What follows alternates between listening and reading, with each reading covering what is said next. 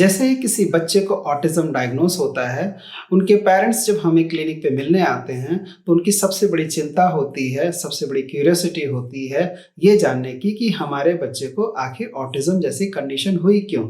वो बार-बार पूछते हैं, डॉक्टर ऐसा क्या हुआ कि हमारे बच्चे को ऑटिज्म जैसे सिम्पटम्स आ रहे हैं?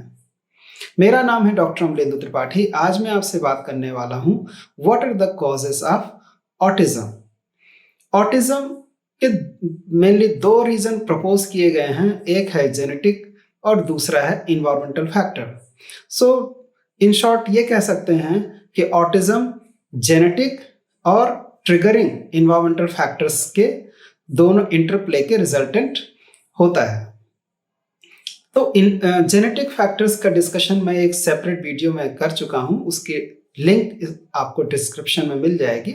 आप उसे देख के इस वीडियो से आप रिलेट करेंगे तो आपको अच्छी तरह से समझ में आ जाएगा। यहाँ मैं बात करने वाला हूँ इन्वायरमेंटल फैक्टर्स की। इन्वायरमेंट फैक्टर की अगर बात करें तो जो सबसे पहला फॉरमोस्ट रीज़न बताया जा रहा है वो ये है कि पेरेंट्स की एज।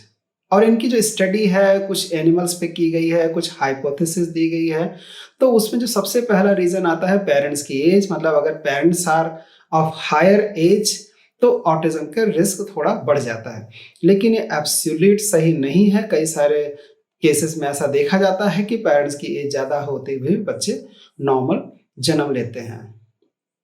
दूसरा फैक्टर आता है मदर की न्यूट्रिशन कंडीशन क्या है, न्यूट्रिशनल उसकी जो डिमांड्स हैं वो पूरी तरह से पूरी हो रही हैं कि नहीं हो रही। जो कुछ ट्रेस एलिमेंट्स होते हैं वो पूरी तरह से, हैवी मेटल्स अगर कहीं उनकी मात्रा ज़्यादा है जैसे कि लेड है, कॉपर है, तो वो ब्रेन के न्यूरो डेवलपमेंटल प्रोसेस को प्रभावित कर सकते हैं।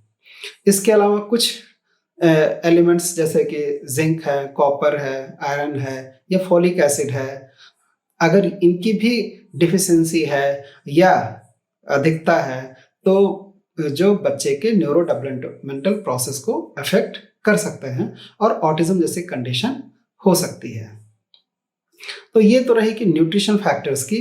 अब हम आते हैं ये कि क्या कोई इन्फेक्शन अफेक्ट कर सकता है? जी हाँ, अगर मदर किसी इन्फेक्शन से प्रेगनेंसी के दौरान गुजर रही है तो वो भी बहुत नेगेटिवली इफेक्ट कर सकता है ब्रेन के डेवलपमेंट को।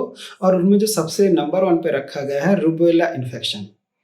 अगर कोई इन्फेक्शन होता है तो वहाँ एक इन्फ्लेमेटरी प्रोसेस स्टार्ट होता है और इन्फ्लेमेटरी प्रोसेस में रेडनेस होगी, स्वेलिंग होगी, हीट होगी। तो ये जब कंडीशंस होती हैं तो वहाँ कुछ छोटे-छोटे केमिकल्स रिलीज होते हैं, इन्फ्लेमेटरी मार्कर्स रिलीज होते हैं जिन्हें साइटोकाइन्स बोलते हैं। और ये साइटोकाइन्स मदर के प्लेसेंटा के थ्रू बच्चे के बॉडी में ट्रांसफर होते हैं और वो जाके ब्रेन के डेवलपमेंटल प्रोसेस को अफेक्ट करते हैं। और ये डी नोवो म्यूटेशन के लिए भी कई बार ये रिस्पॉन्सिबल होते हैं। ये भी देखा गया है कि इन्हीं सब वजह से कई बार जो ऑटिस्टिक बच्चे होते हैं उनका जो ब्रेन का वॉल्यूम होता है वो भी बढ़ा हुआ होता है। तो ये जो इन्फेक्शंस हैं ये काफ़ी हद तक रिस्पॉन्सिबल हो जाते हैं। इसके अलावा अगर मदर कोई प्रोलॉन्ग मेडिकेशन पे है जैसे कि एपिलेप्टिक ड्रग्स हैं, ये बैडली इफेक्ट करते हैं। इसके अलावा कोई डिप्रेशन की मेडिसिन चल रही है तो वो भी बहुत ज़्यादा नुकसान करते हैं, जो ऑटिज्म जैसी कंडीशन को रिस्पॉन्सिबल हो जाते हैं। इसके अलावा अगर हम देखते हैं तो जो अगला जो फैक्टर है, अगर मदर बहुत स्ट्रेस में है, उसको बहुत अच्छी केयर नहीं मिल रही है, तो वो भी बच्चे के ब्रेन के जो फीटस है उसके ब्रेन के डेवलपमेंट पे इफेक्ट करते हैं। जैसा कि हम जानते हैं कि ब्रेन, जो बच्चे का ब्रेन है वो कंसीव करने के 3rd वीक से ही न्यूरल ट्यूब के फॉर्म में डेवलपमेंट होना शुरू हो जाता है। और जो फर्स्ट 1000 डेज मीन्स शुरुआत के लगभग 3 साल बच्चे के ब्रेन के डेवलपमेंट के लिए बहुत ही ज़्यादा क्रूशियल होते हैं। अगर मदर को अच्छी केयर नहीं मिल रही है, उसका न्यूट्रिशन सही नहीं है या किसी भी तरह से स्ट्रेस से अगर माँ गुजर रही है तो वो चीज़ फीटस के ब्रेन के डेवलपमेंट पे इफ़ेक्ट करती है। इसलिए अगर हम देखते हैं कि जो है अगर बच्चे के ब्रेन का जो डेवलपमेंट है वो चल रहा है तो मदर का आसपास का जो इन्वायरमेंट है वो हैप्पी होना चाहिए, जिससे कि उसके अंदर जो केमिकल्स हैं इस तरह के वो रिलीज ना हो जो जाके बच्चे के ब्रेन के डेवलपमेंट को बैडली इफेक्ट करें। अगर बच्चा ड्यूरिंग प्रेगनेंसी तो आपने देख लिया कि न्यूट्रिशन सही होना चाहिए, मदर खुश रहना चाहिए जिससे कि अच्छे हार्मोन्स रिलीज हों। लेकिन अगर बच्चा जन्म लेने के बाद प्रॉपरली अटेंड नहीं किया जा रहा है, फैमिली इन्वायरमेंट बहुत स्टिमुलेटिंग नहीं है और बच्चे की केयर अच्छी से नहीं हो रही है, या इवन अगर बच्चे का खुद की जो न्यूट्रिशन वैल्यू है वो सही नहीं है, तो वो भी जो है ऑटिज्म जैसे सिम्टम्स के लिए रिस्पॉन्सिबल होता है। अगर बच्चे के जन्म के बाद फैमिली में कोई डेथ हुई है या कोई वहाँ लंबे समय से कोई बीमारी चल रही है जो पूरा फैमिली जिससे इफेक्ट है और बच्चे को प्रॉपर समय नहीं मिल रहा है, तो बच्चा क्या होता है कि अपनी ही कंडीशन में रहता है और वो जब उसको कोई अटेंड नहीं करता है, अगर उसको सपोज उसको टीवी के सामने रख दिया जाता है, वो वही टीवी देखता रहता है, उसको कोई गजेट दे दिया गया, आईपैड दे दिया गया या उसको मोबाइल दे दिया गया, तो उसके साथ वो अपने आप को रिलेट कर लेता है और जो उसके जो न्यूरल कनेक्शंस होते हैं वो वही डेवलप होते हैं बार बार जो वहाँ उसे वो देख रहा है। तो अगर उसे कोई चीज़ रेसिप्रोकेट नहीं कर पाता, मतलब अगर उसको कोई स्टिमुलेट नहीं करेगा, तो वो किसी भी तरह के ऐसे कनेक्शंस नहीं बना पाएगा ब्रेन के अंदर जो कि उसके नॉर्मल सोशल कम्युनिकेशन के लिए रिस्पॉन्सिबल हैं। इसीलिए इन बच्चों में कम्युनिकेशन और सोशलाइजेशन मिसिंग हो जाता है, क्योंकि उन्होंने शुरू से ही कोई सोशलाइजेशन उनको मिला ही नहीं।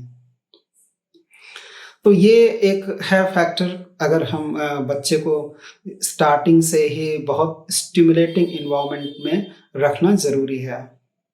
एक और थियरी प्रपोज की गई है, वो काफ़ी हद तक इसको लोग मानते हैं, वो है ब्रेन गट कम्युनिकेशन। अगर ड्यूरिंग प्रेगनेंसी अगर मदर के डायरिया या कॉन्स्टिपेशन या बहुत ब्लॉटिंग है, बहुत गैसी है, तो वो जो है बच्चे के जो फीटस है उसके ब्रेन के डेवलपमेंट को नेगेटिवली इफेक्ट करता है। यहाँ और ये जन्म लेने के बाद यदि बच्चे का खुद का अपना बहुत गैसी है एब्डोमेन और उसको डायरिया हो रही बार बार या कॉन्स्टिपेशन है, 3 to 4 डेज 5 डेज उसको मोशन नहीं पास हो रहा है, तो ये भी जो है बच्चे के ब्रेन के डेवलपमेंट के लिए बहुत नेगेटिवली इफेक्ट करता है। और मोस्टली जो ऑटिज्म का ट्रीटमेंट करते हैं दे प्रोवाइड प्रोबायोटिक्स, मतलब गट का इन्वायरमेंट सही रखने के लिए प्रोबायोटिक्स को प्रोवाइड करते हैं, जिससे कि वो दोनों में आपस में कनेक्शन अच्छा रहे और ब्रेन प्रॉपरली फंक्शन करना शुरू करे। तो ये सब कुछ रीजंस हैं जो इन्वायरमेंटल फैक्टर्स हैं जिन्हें अगर ध्यान रखा जाए तो ऑटिज्म जैसे कंडीशन किसी बच्चे में नहीं आएगी और एक हैप्पी बच्चा हमारे सोसाइटी में जन्म लेगा। तो हमारी सबकी रिस्पॉन्सिबिलिटी है कि इन फैक्टर्स का ध्यान रखें, न्यूट्रिशन का ध्यान रखें, इन्वायरमेंट का ध्यान रखें, कोई स्ट्रेस ज़बरदस्ती ना बनने दें, जिससे कि बच्चा प्रॉपर डेवलप हो। और इन फैक्टर्स को और डिटेल में पढ़ा जा सकता है, स्टडी किया सकता है, लेकिन ये these are the key points, इतना तो आपको जानना ही जानना है। ये इन की पॉइंट्स को याद रखेंगे तो कोई भी दिक्कत नहीं आएगी एक बच्चे के डेवलपमेंटल प्रोसेस में। सो अभी इस वीडियो में अभी इतना ही। आगे किसी और वीडियो में किसी और टॉपिक को लेके मिलेंगे आपसे। तब तक आप जो इसका सेकेंड पार्ट है जेनेटिक फैक्टर्स का वो भी देखिए, तो जिससे कि दोनों को आप जब मैच करेंगे तो आपको पूरे फैक्टर्स की आइडिया हो जाएगी कि क्या फैक्टर्स हैं जो ऑटिज्म को कॉज करते हैं। So thanks for watching. और अगर आपको ये वीडियो से आपको कुछ वैल्यू मिली है तो please like, subscribe and share. Thank you.